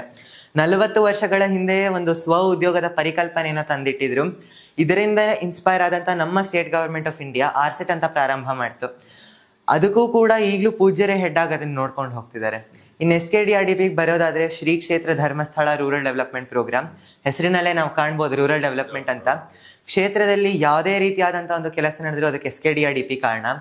ಬಡ ಜನರಿಗೆ ಲೋನ್ ಕೊಡಿಸೋದು. ಯಾಕಂದರೆ ನಮಗೆ ಗೊತ್ತಿದೆ, ಒಂದು ಲೋನ್ ಬೇಕು ಅಂದರೆ ನಮ್ಮದು ಒಂದು ಜಾಗ ಇರಬೇಕು, ಸಿವಿಲ್ ಎಕ್ಸಾಮಿನೇಷನ್ ನಡೆದಿರ್ಬೇಕು, ಈ ರೀತಿ ಎಲ್ಲ ಎಷ್ಟೋ ಒಂದು ಪ್ರಾಸೆಸ್ ಇದೆ. ಆದರೆ ಬಡ ಜನರಿಗೆ ಅದು ಸಿಗೋದು ಕಷ್ಟ. ಆದ್ರಿಂದಾಗಿ ಬಡ ಜನರಿಗೆ ಲೋನ್ ಕೊಡಿಸೋದು, ಜೊತೆಗೆ ಹೆಣ್ಣು ಮಕ್ಕಳಿಗೆ ಕೆಲಸ ಕೊಡಿಸೋದು, ಸ್ಕೀಮ್ಗಳು ಹೊರತರೋದು, ಈ ರೀತಿ ಎಲ್ಲ ಕೆಲಸಗಳಿಗೂ SKDRDP ಕಾರಣ. Okay okay. ಇನ್ನು ಕೃಷಿಗೆ ಪ್ರೋತ್ಸಾಹ, ಸೋಲಾರ್ ಪ್ಯಾನೆಲ್ ವಿತರಣೆ. 40 ವರ್ಷಗಳ ಹಿಂದೆನೆ ನಮ್ಮ ರಾಜ್ಯದ ಪ್ರತಿಯೊಂದು ಗ್ರಾಮಾಂತರದ ಮನೆಗೆ ಸೋಲಾರ್ ಪ್ಯಾನೆಲ್ಗಳನ್ನು ತಲುಪಿಸ್ಕೊಟ್ರು. ಜೊತೆಗೆ ನಮ್ಮ ದೇಶದಲ್ಲಿ ಟೆನೆಂಟ್ ಆಕ್ಟ್ ಬಂದಾಗ ಎಷ್ಟೊಂದು ಜಾಗ ಬಡ ರೈತರ ಪಾಲಾಯಿತು. ಆಗ್ಲೂ ಕೂಡ ಜನರು ತಮಗೆ ಸಿಕ್ಕ ಭೂಮಿಯಲ್ಲಿ ಕೃಷಿ ಮಾಡದೆ ತಮ್ಮ ದನಿಗಳ ಮನೆಗೆ ಕೃಷಿಗೆ ಹೋಗ್ತಿದ್ರು. ಯಾಕಂದ್ರೆ ಅವ್ರಿಗೆ ಸಿಕ್ಕಂತ ಭೂಮಿ ಸಾಕಾಗ್ತಿರ್ಲಿಲ್ಲ. ಆಗ ಅವ್ರಿಗೆ ಸಿಕ್ಕಂತ ಭೂಮಿ ಹಾಳಾಗುತ್ತೆ ಅನ್ನೋ ಕಾರಣದಿಂದ ಅವ್ರು ಹೇಳಿದ್ರು, ವಾರದಲ್ಲಿ 2 ರಿಂದ 3 ದಿನ ನಿಮ್ಮ ಭೂಮಿಯಲ್ಲೇ ಕೃಷಿ ಮಾಡಿ. ಅಷ್ಟು ಹೇಳದಲ್ದಿಲ್ಲ, ಅವರು ಜನರಿಗೆ ಬೇಕಾದಂಥ ಒಂದು ಬೀಜಗಳು, ಸಸಿಗಳು, ಆಮೇಲೆ ಸಲಕರಣೆಗಳನ್ನು ನೀಡಿದ್ರು. ಆಗ ಒಂದು ಸಹಜವಾದ ಬೇಡಿಕೆ ಬಂತು, ವಾರದಲ್ಲಿ ನಾವು ಎಷ್ಟು ದಿನ ನಮ್ಮ ದನಿಗಳ ಮನೆಯಲ್ಲಿ ಕೆಲಸ ಮಾಡ್ತೀವೋ ಅಷ್ಟು ದಿನ ನಮಗೆ ಒಂದು ಹೊಟ್ಟೆ ತುಂಬಿರುತ್ತೆ, ಮಿಕ್ಕಿ ದಿನ ನಾವೇನು ಮಾಡೋಣ ಅನ್ನೋ ಒಂದು ಬೇಡಿಕೆ ಬಂದ ಸಂದರ್ಭದಲ್ಲಿ ಜನರು ತಮ್ಮ ಭೂಮಿಯಲ್ಲಿ ನೆಟ್ಟ ಕೃಷಿಗೆ ಅನುಗುಣವಾಗಿ ಅವರಿಗೆ ದವಸ ಧಾನ್ಯಗಳನ್ನು ತಲುಪಿಸ್ಕೊಟ್ರು. ಅದು ಕೂಡ ಕ್ಷೇತ್ರದಿಂದಲೇ ಅವರಿಗೆ ದವಸ ಧಾನ್ಯಗಳನ್ನು ತಲುಪಿಸ್ಕೊಟ್ರು. ಈ ರೀತಿಯಲ್ಲಿ ಕೃಷಿಗೆ ಪ್ರೋತ್ಸಾಹವನ್ನು ನೀಡಿದ್ದಾರೆ. ಇನ್ನು ಬೆಂಚ್ ಮತ್ತು ಡೆಸ್ಕ್ಗಳ ವಿತರಣೆ, ಒಂದು ಫೋಟೋ ಇದೆ. ನಮಗೆಲ್ಲ ಗೊತ್ತಿದೆ, ನಮ್ಮ ಒಂದು ರಾಜ್ಯದಲ್ಲಿ ಎಷ್ಟೊಂದು ಗೌರ್ಮೆಂಟ್ ಶಾಲೆ ಇವೆ. ಆದರೆ ಅದರಲ್ಲಿ ಸುಮಾರು ಗೌರ್ಮೆಂಟ್ ಶಾಲೆ ಎಲ್ಲ ಪಾಳು ಬೀಳೋ ಸ್ಥಿತಿಯಲ್ಲಿದೆ. ಅಂಥ ಒಂದು ಶಾಲೆಗೆ ಇನ್ಫ್ರಾಸ್ಟ್ರಕ್ಚರ್ ಕೊಡ್ತಾರೆ, ಬೇಕಾದಂಥ ಡೆಸ್ಕ್ಗಳು, ಬೆಂಚ್ಗಳನ್ನು ಕೊಡ್ತಾರೆ, ಹಾಗೂ ಟೀಚರ್ಸ್ಗಳನ್ನು ಅಪಾಯಿಂಟ್ ಮಾಡ್ತಾರೆ. ಈ ರೀತಿಯಲ್ಲಿ ಆ ಶಾಲೆಗೆ ಒಂದು ಹೊಸ ಜೀವವನ್ನು ತುಂಬ್ತಾರೆ. ಜೊತೆಗೆ ಪ್ರತಿ ವರ್ಷ ಈಗಲೂ ಕೂಡ 60,000ಕ್ಕೂ ಹೆಚ್ಚು ವಿದ್ಯಾರ್ಥಿಗಳಿಗೆ ಸ್ಕಾಲರ್ಶಿಪ್ ಕೊಡ್ತಾರೆ. ಹಾಗೂ ಈಗಲೂ ಕೂಡ ಪೂಜ್ಯರು 40 ಕೋಟಿಗೂ ಹೆಚ್ಚು ಹಣವನ್ನು ಇದಕ್ಕಾಗಿಯೇ ಮೀಸಲಾಗಿಟ್ಟಿದ್ದಾರೆ. ಅಂದರೆ ಗೌರ್ಮೆಂಟ್ ಸ್ಕೂಲ್ಸ್ಗಳಲ್ಲಿ ವಿದ್ಯೆಗೆ ಒಂದು ಪ್ರೋತ್ಸಾಹ ನೀಡೋದಕ್ಕಾಗಿ. Okay okay okay. ಶೌರ್ಯ ಘಟಕ. ನಮ್ಮ ರಾಜ್ಯದಲ್ಲಿ ಎಲ್ಲೇ ಒಂದು ನ್ಯಾಚುರಲ್ ಡಿಸಾಸ್ಟರ್ ಬಂತು ಅಂದ್ರೂ ಕೂಡ NDRF ಬರುತ್ತೆ ಜನರ ಸಹಾಯ ಮಾಡೋದಕ್ಕಾಗಿ. ಆದರೆ ಎಷ್ಟೋ ಬಾರಿ ಅವ್ರು ತಲುಪೋದು ತಡ ಆದಾಗ ಜನರಿಗೆ ಸಹಾಯ ಮಾಡೋದಕ್ಕೆ ಯಾರೂ ಇರಲ್ಲ. ಈಗ ಮುಂಚೆ ಉಜಿರೆಯಲ್ಲಿ ಪ್ರವಾಹ ಬಂದಾಗ NDRF ತಲುಪೋದಕ್ಕೆ 4 ದಿನ ಹಿಡಿದಿತ್ತು. ಆಗ 3 ರಿಂದ 4 ದಿನ ಹಿಡಿದಿತ್ತು. ಆಗ ಜನರಿಗೆ ಸಹಾಯ ಮಾಡೋದಕ್ಕೆ ಯಾರೂ ಇರಲಿಲ್ಲ. ಆಗ ಅವರಿಗೆ ಇದರ ಒಂದು ಪರಿಕಲ್ಪನೆ ಬಂತು. ಇದರಲ್ಲಿ 100 ಜನರ ಒಂದು ಟೀಮ್ ಇರುತ್ತೆ, ಪ್ರತಿಯೊಂದು ಡಿಸ್ಟ್ರಿಕ್ಟ್ನಲ್ಲೂ ಇರ್ತಾರೆ. ಅವ್ರಿಗೆ ಬೇಕಾದಂಥ ಟ್ರೈನಿಂಗನ್ನು NDRF ಇಂದ ಕೊಡಿಸಲಾಗುತ್ತೆ, ಹಾಗೂ ಬೇಕಾದಂಥ ಎಕ್ವಿಪ್ಮೆಂಟ್ಸ್ನ ಕ್ಷೇತ್ರದಿಂದ ನೀಡಲಾಗುತ್ತೆ. ಈಗಲೂ ಕೂಡ ಪ್ರತಿ ಡಿಸ್ಟ್ರಿಕ್ಟ್ನಲ್ಲೂ ಇದ್ದಾರೆ. ಎಲ್ಲೇ ಒಂದು ನ್ಯಾಚುರಲ್ ಡಿಸಾಸ್ಟರ್ ಬಂದರೂ ಕೂಡ ತಕ್ಷಣ ಹೋಗಿ ಜನರಿಗೆ ಸಹಾಯ ಮಾಡ್ತಾರೆ. ಇನ್ನು ಬೀಡು. ಧರ್ಮಾಧಿಕಾರಿಗಳು ಉಳ್ಕೊಳ್ಳುವಂಥ ಸ್ಥಳವನ್ನು ಬೀಡು ಅಂತಾರೆ. ಜನರು ಅವರನ್ನ ಭೇಟಿ ಆಗ್ಬೇಕಂದ್ರೂ ಕೂಡ ಇಲ್ಲಿಗೆ ಬರೋದು. ಹಾಗೂ ಇಲ್ಲಿ ನಾವು ನೋಡಿದ್ವಿ 4 ರೀತಿಯ ದಾನಗಳು. ಆ 4 ರೀತಿಯ ದಾನಗಳನ್ನು ಕೂಡ ಇಲ್ಲಿಂದಾನೇ ಜನರಿಗೆ ನೀಡೋದು. ಇನ್ನು ಔಷಧ ದಾನ, ರೋಗ ಪೀಡಿತ ಜನರು ತಮಗೆ ಒಂದು ಬೀಡಿಗೆ ಬಂದು ತಮ್ಮ ಸಮಸ್ಯೆಯನ್ನ ಹೇಳ್ಕೊಂಡಾಗ ಅವ್ರಿಗೆ ಬೇಕಾದಂಥ ಔಷಧಗಳು ಹಾಗೂ ಚಿಕಿತ್ಸೆಗೆ ಬೇಕಾದ ಹಣ, ಆಮೇಲೆ ವೈದ್ಯರು, ಇದನ್ನೆಲ್ಲ ಇಲ್ಲಿ ಕೊಡಲಾಗುತ್ತೆ. ಆಮೇಲೆ 40 ವರ್ಷಗಳ ಹಿಂದೆ ಸಂಚಾರಿ ಆಸ್ಪತ್ರೆ ಅಂತ ಪ್ರಾರಂಭ ಮಾಡಿದ್ರು. ಇದರಲ್ಲಿ ವೈದ್ಯರು ಬಸ್ಗಳಲ್ಲಿ ಪ್ರತಿಯೊಂದು ಗ್ರಾಮಕ್ಕೂ ಹೋಗ್ತಾರೆ. ಇನ್ಫ್ಯಾಕ್ಟ್ ಪ್ರತಿಯೊಂದು ಮನೆಗೂ ಹೋಗಿ ಜನರಿಗೆ ಚಿಕಿತ್ಸೆಯನ್ನು ಕೊಡ್ತಿದ್ರು. ಈಗ ಅದು ಈಗ ಅದು ನಡೀತಿಲ್ಲ. ಆದರೆ 40 ವರ್ಷಗಳ ಹಿಂದೆ ಸ್ಥಾಪನೆ ಮಾಡಿದ್ರು. ಹಾಗೂ ಸುಮಾರು ವರ್ಷಗಳ ತನಕ ಅದು ನಡೀತು. ಓಕೆ. ಇನ್ನು ಇಲ್ಲೂ ಒಂದಷ್ಟು ವಿವರಗಳನ್ನು ಹಾಕಿದ್ರ. ಸಾಮೂಹಿಕ ವಿವಾಹದ ಬಗ್ಗೆ ನೀವೇನೇನು ತಿಳ್ಕೊಂಡಿದ್ರಿ? ಸಾಮೂಹಿಕ ವಿವಾಹದ ಬಗ್ಗೆ ನಾವು ಹೆಸರಿನಲ್ಲೇ ಗೊತ್ತಾಗುತ್ತೆ ಸಾಮೂಹಿಕ ವಿವಾಹ ಅಂತ.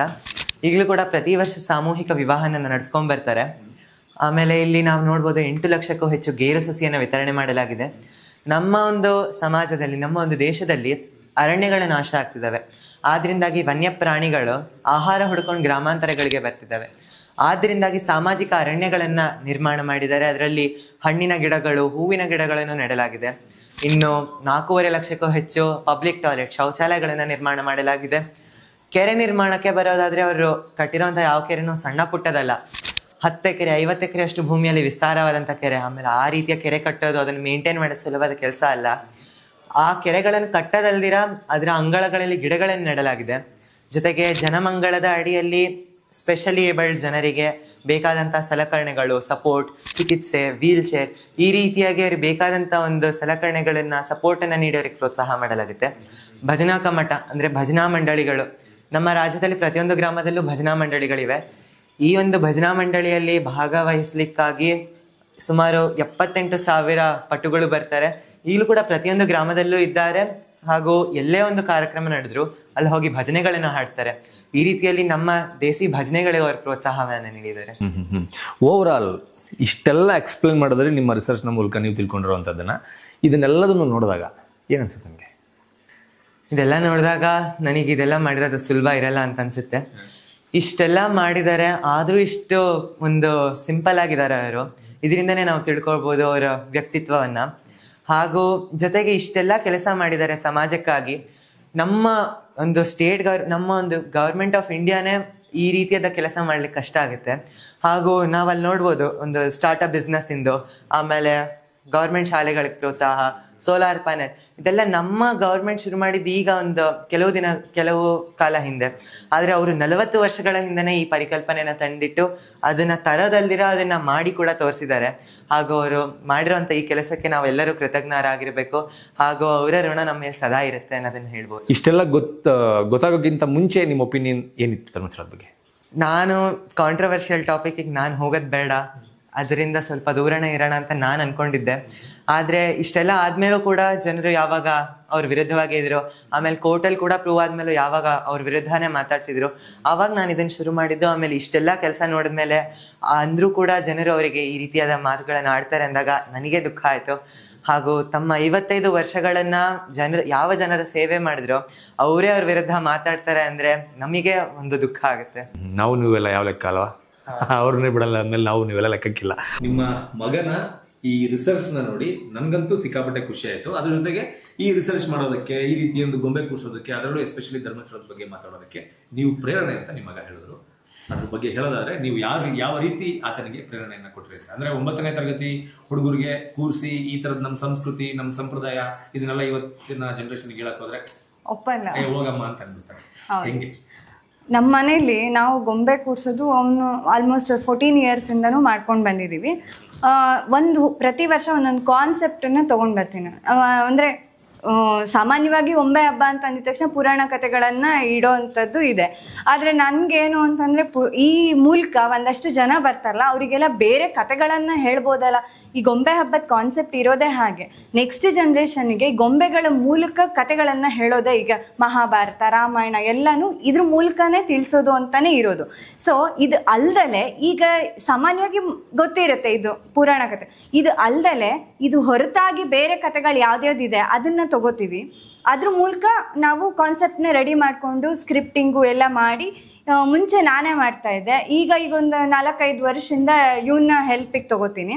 ಕಾನ್ಸೆಪ್ಟ್ ನಾನು ಅವನಿಗೆ ಕೊಡ್ತೀನಿ, ಅದ್ರ ಬಗ್ಗೆ ಅವ್ನು ರಿಸರ್ಚ್ ಮಾಡಬೇಕು, ಪುಸ್ತಕ ಓದಬೇಕು, ಅವನು ಏನೇನು ಅವ್ನು ರೆಡಿ ಮಾಡ್ಕೊಂಡಿದ್ದಾನೋ ನನ್ನ ಹತ್ರ ತರಬೇಕು. ಅದು ಓಕೆನಾ ಅಂತ ನಾನು ನೋಡಿಬಿಟ್ಟು ಯಾವ್ದು ಬೇಕೋ ಅದು ಬೇಡ ಫೈನಲ್ ಮಾಡಿ ಅದಕ್ಕೆ ತಕ್ಕಂಗೆ ಗೊಂಬೆಗಳಿಗೆ ಇಡೋದಕ್ಕೆ ಶುರು ಮಾಡ್ತೀವಿ.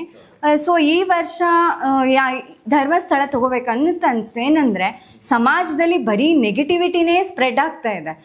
ಪಾಸಿಟಿವ್ನ ನಾವು ನೋಡಬೇಕು, ಪಾಸಿಟಿವ್ ಏನಲ್ಲೂ ನೋಡಬೇಕು. ನೆಗೆಟಿವಿಟಿ 10 ಜನ 100 ಜನ ಸುಳ್ಳು ಸುಳ್ಳು ಸುಳ್ಳು ಅಂತ ಹೇಳ್ತಾ ಇದ್ರೆ ಖಂಡಿತ ಅದು ಸುಳ್ಳೇ ಆಗೋಗುತ್ತೆ. ಸೊ ಹಾಗಾಗಿ ಪಾಸಿಟಿವ್ನ ತೋರಿಸ್ಬೇಕು ಅಂತ ನನಗೂ ಅನ್ನಿಸ್ತು. ಇದ್ರ ಮೂಲಕ ನನ್ನ ಮಗನಿಗೂ ಅಲ್ಲಿ ಏನೇನು ನಡೆದಿದೆ, ಈಗ ಅವನಿಗೂ ಸೋಷಿಯಲ್ ಮೀಡಿಯಾ ಗೊತ್ತಿದೆ, ಅವನು ಸೋಷಿಯಲ್ ಮೀಡಿಯಾ ನೋಡ್ತಾನೆ. ನಾನು ಅವನಿಗೆ ಸುಮ್ಮನೆ ಸುಳ್ಳು ಸತ್ಯ ಅಂತ ಹೇಳಿದ್ರೆ ಅವ್ನು ನಂಬಲ್ಲ. ಈ ಜನ್ರೇಷನ್ನಿಗೆ ನೀವು ಏನೋ ಹೇಳಿದ್ರೆ ಖಂಡಿತ ಅವ್ರು ನಂಬಲ್ಲ. ಸೊ ಅದಕ್ಕೆ ಅವನಿಗೆ ಪುಸ್ತಕ ಕೊಟ್ಟೆ, ಒಂದಿಷ್ಟು ಪುಸ್ತಕಗಳು, ಒಂದಿಷ್ಟು ರಿಸರ್ಚ್ ಮಾಡು ಅದ್ರ ಬಗ್ಗೆ ಅಂತ ಹೇಳಿದಾಗ ಅವನೇ ಕೂತ್ಕೊಂಡು ಓದ್ದ.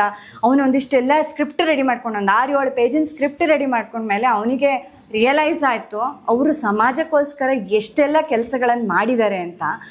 ಅವನೇ ಅಮ್ಮ ಇದನ್ನು ಮಾಡಲೇಬೇಕು ಅಂತ ಹೇಳಿ ನಾವು ಕೂತ್ಕೊಂಡು ಇಬ್ಬರು ಅದನ್ನು ಯಾವುದೇ ತುಂಬ ಕೆಲಸಗಳಿದೆ ಅದರಲ್ಲಿ ನಮಗೆ ಯಾವುದೇ ತೋರ್ಸೋಕ್ಕೆ ಸಾಧ್ಯ ಅನ್ನೋದನ್ನು ತಗೊಂಡು ನಾವು ಇದಕ್ಕೆ AI ಜನ್ರೇಟ್ ಇಮೇಜ್ಗಳನ್ನು ಮಾಡಿಕೊಂಡು ಅದು ಸ್ಕ್ರಿಪ್ಟಿಗೆ ತಕ್ಕಂಗೆ, ಏಕೆಂದರೆ ಎಲ್ಲ ಇಮೇಜು ನಮಗೆ ಸಿಗಲಿಲ್ಲ. ಸೊ ಹಾಗಾಗಿ AIನ ನೆಗೆಟಿವ್ ಆಗೂ ತೊಗೋಬೋದು, ಪಾಸಿಟಿವ್ ಆಗೂ ತೊಗೋಬೋದು. ಸೊ ನಾವು ಅದನ್ನು ಪಾಸಿಟಿವ್ ಆಗಿ ಯೂಸ್ ಮಾಡ್ಕೊಂಡಿದ್ದೀವಿ. ಅದ್ರ ಮೂಲಕ ಗೊಂಬೆಗಳನ್ನು ಇಟ್ಟು ಆಮೇಲೆ ಪ್ರತಿ ವರ್ಷ ನಮ್ಮ ಮನೆಗೆ ಗೊಂಬೆ ನೋಡ್ಲಿಕ್ಕೋಸ್ಕರ ಅಂತ ಸುಮಾರು 100-150 ಜನ ಬರ್ತಾರೆ. ಅಷ್ಟೂ ಜನಕ್ಕೂ ಈ ಕತೆ ಹೇಳಿದ್ರೆ ಅವ್ರು ಇನ್ನೊಂದಷ್ಟು ಜನಕ್ಕೆ ಹೇಳ್ತಾರೆ. ಸೊ ಅದಕ್ಕೋಸ್ಕರ ಈ ಪಾಸಿಟಿವ್ನ ಸ್ಪ್ರೆಡ್ ಮಾಡಬೇಕು ಅನ್ನೋದು ನಮ್ಮ ಉದ್ದೇಶ ಆಗಿತ್ತು. ಹೇಳಿದಾಗ ಅಂದ್ರೆ ಈಗ ನಮ್ಮ ಸಂಪ್ರದಾಯದ ಬಗ್ಗೆ ನಿಮ್ಮ ಮಗನಿಗೆ ಹೇಳಿದಾಗ ಹೇಗಿತ್ತು ಮಗನ ರಿಯಾಕ್ಷನ್? ಅವನಿಗೆ ಚಿಕ್ಕವನಿದ್ದಾಗಿಂದ ಗೊಂಬೆ ಇಡೋದು ಅಂದರೆ ತುಂಬ ಖುಷಿ. ನಾನು ಗೊಂಬೆ ಇಡ್ತಾನೆ ಕತೆಗಳು ಹೇಳ್ತಾ ಇದ್ದೆ. ಈಗ ನೋಡು ರಾವಣ, ಇದು ರಾವಣನ ದರ್ಬಾರು, ಆ ಥರ ಎಲ್ಲ ಹೇಳ್ತಾನೆ ಬರ್ತಾ ಇದ್ದೆ. ಹಂಗಾಗಿ ಅವನಿಗೆ ಗೊಂಬೆ ಇಡೋದು ಅಂದರೆ ಅವನಿಗೆ ಭಾರಿ ಇಂಟ್ರೆಸ್ಟು ಚಿಕ್ಕವನಿದ್ದಾಗಿಂದನು. ನನಗಿಂತ ಮುಂಚೆ ಅವನೇ ಯಾವಾಗಿಂದ ಇಡೋಕ್ಕೆ ಶುರು ಮಾಡೋಣ ಅಂತ ಶುರು ಮಾಡ್ತಾ ಇದ್ದ. ಯಾವಾಗ ಕಾನ್ಸೆಪ್ಟ್ ಅಂತ ತೊಗೊಂಬಂದೆ ಅಲ್ಲ, ಆವಾಗ ಇನ್ನೂ ಇಂಟ್ರೆಸ್ಟ್ ಬಂತು ಅವನಿಗೆ. ಸುಮ್ಮನೆ ಇದು ಅನ್ನೋಕ್ಕಿಂತ ಇವಾಗ ಅವನು ಕತೆ ಹೇಳ್ತಾ, ಅವ್ನಿಗೆ ಕತೆಗಳು ಇಷ್ಟ.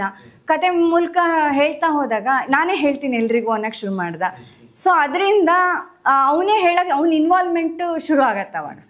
ಸೊ ಇದು ನಾನು ನೆಕ್ಸ್ಟ್ ಜನ್ರೇಷನಿಗೆ ನೀವು ಮಾಡು ಅಂತ ಹೇಳೋದಕ್ಕಿಂತ ನಾವು ಅವ್ರನ್ನ ಇನ್ವಾಲ್ವ್ ಮಾಡ್ಕೊಂಡಾಗ ಡೆಫಿನೆಟ್ಲಿ ಅವ್ರು ಅದನ್ನು ಕಂಟಿನ್ಯೂ ಮಾಡ್ತಾರೆ. ಸುಮ್ಮನೆ ನನ್ನ ಮಗ ಮಾಡಲ್ಲ, ನನ್ನ ಮಗಳು ಮಾಡಲ್ಲ ಅಂತ ನಾವು ಮಕ್ಳನ್ನ ಬ್ಲೇಮ್ ಮಾಡ್ತೀವಿ. ತಪ್ಪು ನಮ್ದಿರುತ್ತೆ. ನಾವು ಅವ್ರನ್ನ ಇನ್ವಾಲ್ವ್ ಮಾಡಲ್ಲ ಎಲ್ಲದರಲ್ಲೂ. ಅಯ್ಯೋ ನಮ್ಮ ಮಕ್ಕಳು ಬರಲ್ಲ ಬಿಡಿ ಅಂತ ಹೇಳ್ಬಿಡ್ತೀವಿ. ಬಟ್ ಅವ್ರನ್ನ ನಾವು ಇಂಟ್ರೆಸ್ಟಿಂಗಾಗಿ ಅವ್ರಿಗೆ ಟಾಪಿಕ್, ಅವ್ರಿಗೆ ಸೂಟ್ ಆಗೋ ಥರ ಟಾಪಿಕ್ಗಳನ್ನು ತೊಗೊಂಡು ಎಲ್ಲ ಕೆಲಸದಲ್ಲೂ ನಾವು ಅವ್ರನ್ನ ಇನ್ವಾಲ್ವ್ ಮಾಡಿಕೊಂಡ್ರೆ ಅವ್ರು ಡೆಫಿನೆಟ್ಲಿ ಎಲ್ಲದರಲ್ಲೂ ಇನ್ವಾಲ್ವ್ ಆಗ್ತಾರೆ. ಆಮೇಲೆ ನೆಕ್ಸ್ಟ್ ನಮ್ಮದು ಜನ್ರೇಷನ್ನಿಗೆ ಈ ನಮ್ಮ ಸಂಸ್ಕೃತಿ, ನಮ್ಮ ಸಂಪ್ರದಾಯಗಳು ಪ್ರತಿಯೊಂದೂ ನಾವು ಕ್ಯಾರಿ ಫಾರ್ವರ್ಡ್ ಮಾಡಬೇಕು ಅಂತಂದರೆ ಈ ಥರ ಹಬ್ಬಗಳನ್ನು ಯಾಕೆ ಮಾಡ್ತೀವಿ ಅಂತ ಅವ್ರಿಗೆ ಕಾರಣ ಹೇಳಬೇಕು. ಸುಮ್ಮನೆ ನಮ್ಮ ಅಜ್ಜಿ ತಾತ ಮಾಡಿದರು, ನಮ್ಮ ಮುತ್ತಜ್ಜಿ ಮಾಡಿದರು ಅಂದರೆ ಅವ್ರು ಒಪ್ಪಲ್ಲ. ಯಾಕೆ ಮಾಡಬೇಕು, ಇದ್ರದ್ದು ರೀಸನ್ ಏನು, ಇದನ್ನು ನಾವು ಹೇಳ್ತಾ ಹೋದಾಗ ಅವರಿಗೂ ಇದ್ರ ಮೇಲೆ ಟ್ರಸ್ಟ್ ಬರುತ್ತೆ, ಹೌದಲ್ವಾ ಅಂತ. ಸೊ ಹಾಗಾಗಿ ವಿತ್ ಪ್ರೂಫೇ ಅವನಿಗೆ ಹೇಳ್ತೀನಿ ನಾನು, ಪ್ರತಿಯೊಂದು ವಿತ್ ಪ್ರೂಫೇ ಅವನಿಗೆ ಹೇಳೋದು ನಾನು. ಬೆಳೆಯುವ ಸಿರಿ ಮೊಳಕೆಯಲ್ಲಿ ಅನ್ನೋ ಒಂದು ಪದನ ತುಂಬಾ ಸರಿ ತಗೊಂಡಿದ್ದಾರೆ. ಹೌದು, ಖಂಡಿತ ಸರ್. ಓಕೆ, ಅದರಲ್ಲೂ ಎಸ್ಪೆಷಲಿ ಧರ್ಮಸ್ಥಳ. ಹೌದು, ಅದೇ ನೆಗೆಟಿವ್ ಸ್ಪ್ರೆಡ್ ಮಾಡೋದು ನನಗೆ ಇಷ್ಟ ಇಲ್ಲ ಸರ್. ಅವರಿಷ್ಟು ಒಬ್ಬ ವ್ಯಕ್ತಿ ಸಮಾಜಕ್ಕೋಸ್ಕರನೇ ತಮ್ಮ ಇಷ್ಟು ಜೀವನವನ್ನು ಸವಿಸಿರ್ಬೇಕಾದ್ರೆ ಅವ್ರ ಬಗ್ಗೆ ಸಮಾಜದಲ್ಲಿ ಇಷ್ಟು ನೆಗೆಟಿವ್ ಸ್ಪ್ರೆಡ್ ಆಗ್ತಾ ಇದ್ದಾಗ ಕೇಳೋದಕ್ಕೆ ನಮಗೂ ಹಿಂಸೆ ಆಗ್ತಾ ಇತ್ತು. ಹಾಗಾಗಿ ಅವ್ರ ಕೆಲಸಗಳನ್ನ ಈ ಮೂಲಕನಾದ್ರು ನಾವು ತೋರಿಸಿ ಒಂದಷ್ಟು ಜನರಿಗೆ ತೋರ್ಸೋಣ ಅನ್ನೋ ಒಂದು ಇದರಲ್ಲಿ ನಾವು ಮಾಡಿದ್ದು. ಹೌದು ಸರ್. ಆಮೇಲೆ ಇಂದಿನ ದಿನದಲ್ಲಿ ಸಮಾಜದ ಸೇವೆ ಮಾಡೋದು ತುಂಬ ಕಷ್ಟನೇ. 1-2 ವರ್ಷ ಮಾಡಿದ್ರೆ ಸಾಕಾಗೋಗುತ್ತೆ ಜನರಿಗೆ. ಅಂಥದ್ರಲ್ಲಿ ಇಡೀ ಜೀವನನೇ ಇದನ್ನು ಮಾಡ್ಕೊಂಡು ಬಂದಿದ್ದಾರೆ ಅಂದರೆ ಅವ್ರು ಸಾಮಾನ್ಯ ವ್ಯಕ್ತಿ ಅಂತೂ ಅಲ್ಲ. ಅವರು ದೇವ್ರ ಸ್ವರೂಪದಲ್ಲಿ ನಮಗೆ ಬಂದು ಇಷ್ಟೆಲ್ಲ ಒಂದು ಅನುಕೂಲಗಳನ್ನು ಮಾಡಿಕೊಟ್ಟು ಹೋಗಿದ್ದಾರೆ, ಹಾಗೂ ನಮ್ಮ ಒಂದು ಸಂಸ್ಕೃತಿಯನ್ನು ಎತ್ತಿ ಹಿಡಿದಿದ್ದಾರೆ. ಅದೇ ಮೇಡಮ್, ಈಗ ಧರ್ಮಸ್ಥಳದ ವಿಚಾರ ಯಾಕೆ ಅಂತ ಬಂದಾಗ ಈಗ ನೆಗೆಟಿವಿಟಿನ ಹೋಗ್ಲಾಡಿಸ್ಬೇಕು, ಒಂದಷ್ಟು ಜನಕ್ಕೆ ತಿಳಿಸ್ಬೇಕು ಅಂತ ಹೇಳಿದ್ರಿ. ಯಾಕೆ ಅನ್ಸುತ್ತೆ?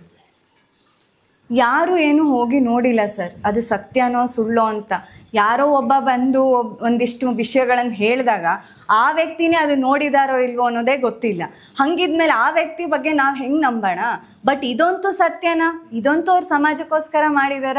ಸೊ ಇದನ್ನಂತೂ ನಾವು ನಂಬಲೇಬೇಕು. ಇದ್ರ ಉಪಯೋಗ ಒಳ್ಳೆ ಕೆಲಸ ನಮ್ಮ ಕಣ್ಣ ಮುಂದೆ ಇದೆ, ಹೌದು, ಆರೋಪಗಳಿಗೆ ನಮ್ಮ ಕಣ್ಣ ಮುಂದೆ ಏನು ಸಾಕ್ಷಿ ಇಲ್ಲ. ಹಾಗಿದ್ಮೇಲೆ ಇದನ್ನ ನಂಬೋಣ, ಅದನ್ನ ಯಾಕೆ ನಂಬಬೇಕು? ಎಲ್ಲರೂ ಸಾಚಾ ಇದ್ದಾರಾ? ಏನಿಲ್ಲ. ಅವರು ಹೇಳ್ತಿರೋರೆ ಫಸ್ಟ್ ಆಫ್ ಆಲ್ ಏನು ಅಂತ ಅವ್ರಿಗೆ ಗೊತ್ತಿರುತ್ತೆ. ಹಂಗಿದ್ಮೇಲೆ ಒಬ್ಬ ಇಂಥ ಸಮಾಜಕ್ಕೋಸ್ಕರ ತಮ್ಮ ಜೀವನ ಮುಡುಪಾಗಿಟ್ಟಿರೋಂಥ ವ್ಯಕ್ತಿ ಬಗ್ಗೆ ಮಾತಾಡೋಕೆ ನಮ್ಗೆ ಅಧಿಕಾರ ಇಲ್ಲ ಸರ್. ಅವ್ರು ಮಾಡಿರೋದ್ರಲ್ಲಿ ನಮ್ಮ ಇಡೀ ಜೀವನದಲ್ಲಿ 1% ನಾವು ಸಮಾಜಕ್ಕೋಸ್ಕರ ಏನೂ ಮಾಡೋಕ್ಕೆ ಸಾಧ್ಯ ಇಲ್ಲ. ಅಂಥವ್ರ ಬಗ್ಗೆ ನಾವು ಕೈ ಮುಗಿಬೋದೇ ವಿನ ಬೇರೆ ಏನು ಮಾತಾಡೋಕ್ಕೆ ಸಾಧ್ಯ ಇಲ್ಲ. ಈ ನಿಟ್ಟಿನಲ್ಲಿ ಪೇರೆಂಟ್ಸ್ಗಳು ಈಗಿನ ಯೂತ್ಸ್ ಯಾವ ರೀತಿ ಇದಾರೆ ಅನ್ನೋದು ನಿಮ್ಗೊಂದು ಐಡಿಯಾ ಇರುತ್ತೆ. ಬೇರೆ ನಿಮ್ ಮಗನೂ ನೋಡಿರ್ತೀರಾ, ನಿಮ್ ಮಗನ ಜೊತೆಗೆ ಬೇರೆ ಬೇರೆ ಯೂತ್ಸ್ ಗಳು ಹೆಂಗಿರ್ತಾರೆ ಅನ್ನೋದು ನಿಮ್ಗೊಂದು ಐಡಿಯಾ ಇರುತ್ತೆ. ಅಂದ್ರೆ ದಾರಿ ತಪ್ಪಬಾರದು ಎನ್ನುವ ನಿಟ್ಟಿನಲ್ಲಿ ತಮ್ಮ ಮಗನನ್ನ ಯಾವ ರೀತಿ ಕರ್ಕೊಂಡು ಹೋಗ್ಬೇಕು ಹಂಗಂತೂ ಕರ್ಕೊಂಡು ಹೋಗ್ತಾ ಇದ್ದಾರೆ. ಇನ್ನ ಬೇರೆ ಪೇರೆಂಟ್ಸ್ಗಳಿಗೆ ನೀವು ಏನ್ ಹೇಳಕ್ ಇಷ್ಟಪಡ್ತೀರಾ? ಅದರೊಳಗೆ ಎಸ್ಪೆಷಲಿ ನಮ್ಮ ಸಂಸ್ಕೃತಿ ಅಂತ ಬಂದಾಗ ಅದ್ರ ಜೊತೆಗೆ ಧರ್ಮಸ್ಥಳ ಯಾವುದೇ ಆಗ್ಲಿ ಮಕ್ಳುಗಳಿಗೆ ನಮ್ಮ ತಂದೆ ತಾಯಿಗಳಾಗಿ ಸುಮ್ಮನೆ ನೀನು ಇದು ಮಾಡು ಅದು ಮಾಡು ಅಂತ ಫಸ್ಟ್ ಆಫ್ ಆಲ್ ಇವಾಗ ಮಕ್ಕಳು ಒಪ್ಪಲ್ಲ, ಪೇರೆಂಟ್ಸಿಗೂ ಟೈಮ್ ಇಲ್ಲ. ಹಾಗಾಗಿ ಎಲ್ಲನೂ ಅಲ್ಲಲ್ಲಲ್ಲೇ ಕಟ್ ಡೌನ್ ಆಗ್ತಾ ಹೋಗುತ್ತೆ. ಮುಂದೆ ಹೋಗ್ತಾ ಅಂತೂ ಇನ್ನು ಏನು ಉಳಿಯೋದೇ ಇಲ್ಲ ಅನ್ಸ್ಬಿಡುತ್ತೆ. ಹಾಗಾಗಿ ಫಸ್ಟು ಪೇರೆಂಟ್ಸ್ ಆದವ್ರಿಗೆ ರೆಸ್ಪಾನ್ಸಿಬಿಲಿಟಿ ಏನು ಅಂತಂದರೆ ಮಕ್ಕಳನ್ನ ಕೂರಿಸಿ ಯಾವುದೇ ಹಬ್ಬ ಹರಿದಿನಗಳಿರ್ಬೋದು ಪ್ರತಿಯೊಂದೂ ನಮ್ದೇನು ನಾವು ಫಾಲೋ ಮಾಡ್ತಿದ್ದೀವಲ್ಲ ಆ ಫಾಲೋ ಯಾಕೆ ಮಾಡ್ತಿದ್ದೀವಿ ಅಂತ ಕೂರಿಸ್ಕೊಂಡು ಹೇಳಿದಾಗ ಖಂಡಿತ ಮಕ್ಕಳು ಹೋಗ್ತಾರೆ. ಇದ್ರ ಜೊತೆಗೆ ಸಮಾಜದಲ್ಲಿ ಇದರಿಂದ ಸಂಸ್ಕೃತಿ ಉಳಿತಾ ಹೋಗುತ್ತೆ. ತಂದೆ ತಾಯಿಗಳ ಮಧ್ಯೆ ಗ್ಯಾಪ್ ಇರಬಾರ್ದು. ಯಾವಾಗಲೂ ಏನೇ ಡಿಸ್ಕಷನ್ ಆದರೂ ಎಲ್ಲ ಜೊತೆಗೆ ಕೂತು ಮಾತಾಡಿ ಒಂದು ಗ್ಯಾಪ್ ಯಾವಾಗ ಕ್ರಿಯೇಟ್ ಆಗುತ್ತೋ ಆವಾಗ ಜನ್ರೇಷನ್ನೇ ಗ್ಯಾಪ್ ಆಗ್ತಾ ಹೋಗುತ್ತೆ. ಅದ್ರ ಮೂಲಕ ಇಬ್ಬರ ಮಧ್ಯೆ ಒಂದು ಬಾಂಡಿಂಗ್ ಬೆಳೆಯೋದೇ ಹಾಗೆ. ಸೊ ಇದಿದ್ದಾಗ ಸಂಸ್ಕೃತಿನೂ ಉಳಿಯುತ್ತೆ, ಜೊತೆಗೆ ಸಮಾಜದಲ್ಲಿ ಏನೇನು ನಡೀತಿದೆ ಅನ್ನೋದು ಕೂಡ ಮಕ್ಕಳ ಜೊತೆ, ಅಂದರೆ ಈ ವಯಸ್ಸಿನ ಮಕ್ಕಳ ಜೊತೆ ನಾವು ಖಂಡಿತ ಮಾತಾಡ್ಬೋದು. ಸೊ ಕೂತ್ಕೊಂಡು ನಿನ್ನ ಯಾಕೆ ಏನು ನಿನ್ನ ಒಪಿನಿಯನ್ ಏನು ಅಂತ ಸುಮ್ಮನೆ ಕೇಳಿದಾಗ ಅವ್ರ ತಲೆಯಲ್ಲಿ ಏನಿದೆಯೋ ಅವಾಗ ಅವ್ರು ಹೇಳ್ತಾರೆ. ಸೊ ಆವಾಗ ಇದು ತಪ್ಪೋ ಸರಿನೋ ಅಂತ ಒಂದು ವಿಮರ್ಶೆ ಮಾಡ್ಲಿಕ್ಕೆ ನಮಗೊಂದು ಅವಕಾಶ ಸಿಗುತ್ತೆ. ನಾವು ಬರೀ ಪುಸ್ತಕ ಓದು ಅಂತಂದರೆ ಅವ್ರಿಗೆ ಅದು ಬಿಟ್ಟರೆ ಬೇರೆ ಏನು ಗೊತ್ತೇ ಇರಲ್ಲ. ಆದರೆ ಅದನ್ನಾರು ಅವ್ರು ಸರಿಯಾಗಿ ಮಾಡ್ತಾರೆ, ಅದು ಮಾಡಲ್ಲ ಸರ್. ಅವರು ಬರೀ ಪುಸ್ತಕ ಓದೋದು ಅಂತ ನಮಗೋಸ್ಕರ ಪುಸ್ತಕ ಓದ್ತಾರೆ, ಆದರೆ ಅವ್ರ ತಲೆಯಲ್ಲಿ ಬೇರೆನೇ ಓಡ್ತಾ ಇರುತ್ತೆ.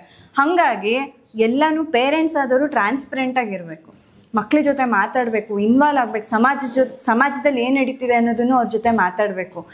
ನಮ್ಮ ಸುತ್ತಮುತ್ತ ಏನೇನು ನಡೀತಿದೆ ಎಲ್ಲ ಮಕ್ಕಳ ಜೊತೆ ಮಾತಾಡ್ತಾ ನಮ್ಮ ಅಭಿಪ್ರಾಯಗಳನ್ನು ಅವ್ರ ಹತ್ರ ಹೇಳ್ತಾ ಹೋದಾಗ ಮಕ್ಕಳು ಖಂಡಿತ ನೆಕ್ಸ್ಟ್ ಇದನ್ನೆಲ್ಲ ಕ್ಯಾರಿ ಫಾರ್ವರ್ಡ್ ಮಾಡೇ ಮಾಡ್ತಾರೆ. ಸುಮ್ಮನೆ ನೀನು ಮಾಡು ಅಂತೀವಿ, ಇಲ್ಲ ಬ್ಲೇಮ್ ಮಾಡ್ತೀವಿ, ಬರೀ ನೀನು 100 ಮಾರ್ಕ್ಸ್ ತೆಗಿ ಅಂತೀವಿ.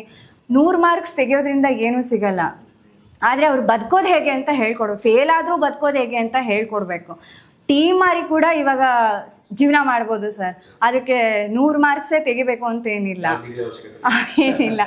ಬದುಕೋದು ಗೊತ್ತಿರಬೇಕು. ಫೇಲ್ಯೂರ್ ಆದರೂ ಕೂಡ ನಾನು ಮತ್ತೆ ಎದ್ದು ನಿಂತ್ಕೊಳೋದು ಹೇಗೆ ಅನ್ನೋದನ್ನ ಒಬ್ಬ ತಂದೆ ತಾಯಿಯಾಗಿ ಹೇಳ್ಕೊಟ್ಬಿಟ್ರೆ ಅವ್ರು ಹೆಂಗೋ ಜೀವನ ಮಾಡ್ತಾರೆ ಸರ್. ಎಷ್ಟೋ ಮಕ್ಳು ನಾವು ನೋಡ್ತೀವಿ ಸರ್, ಫೇಲ್ ಆದ್ರು ಅಂದಿದ ತಕ್ಷಣ ಸುಸೈಡ್ ಮಾಡ್ಕೊಳೋದು ನೋಡ್ತಾ ಇದೀವಿ.